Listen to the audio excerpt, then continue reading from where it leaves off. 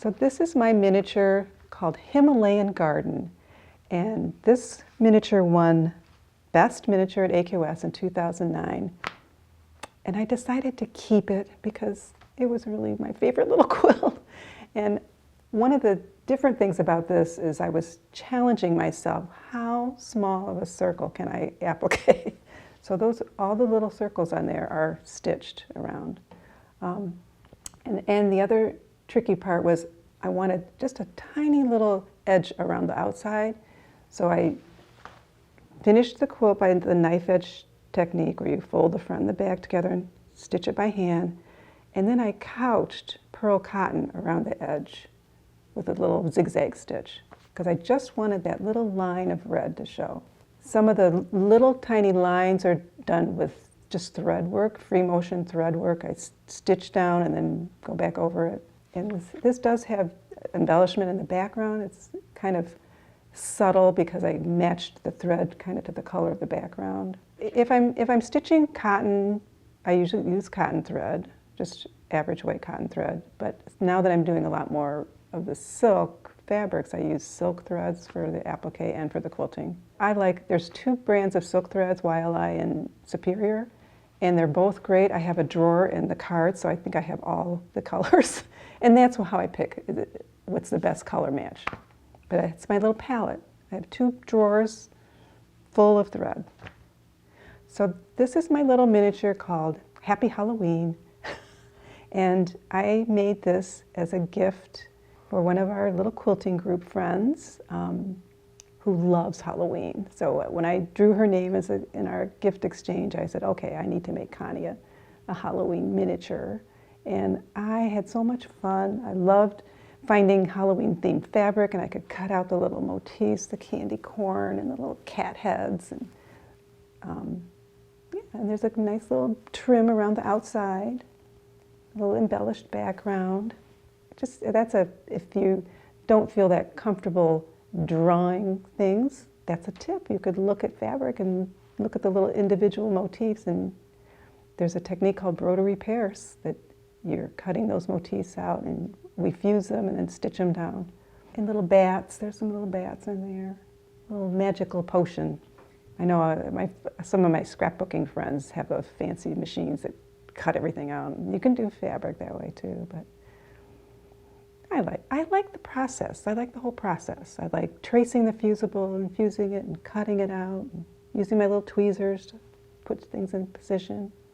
This is my little miniature called Bombay Bluebirds and Elephants, and it's actually, I think, the third time I've made this particular design. I made one that I gave away for a charity event and one for a gift for a friend, and this one is for me. It arose out of my love of Indian textiles and embroideries, and I had so much fun making the little elephants and putting their little blankets on. And there's trims that I purchased around the edge.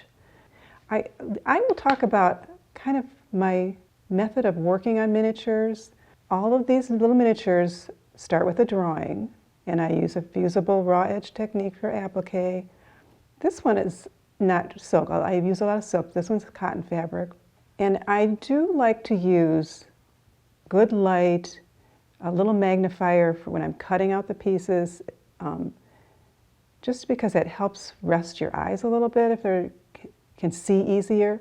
And when I'm stitching, I have a really nice big arm machine that's kind of fun to stitch these little miniatures on, but there's lots of good lighting.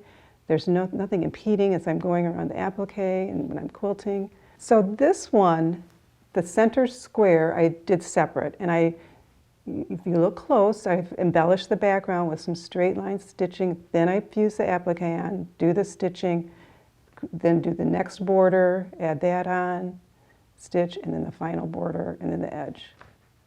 So there is kind of a system to this. This is my little miniature Tiny Turkish Treasures 2. And Tiny Turkish Treasures 1 I made and donated for a charity.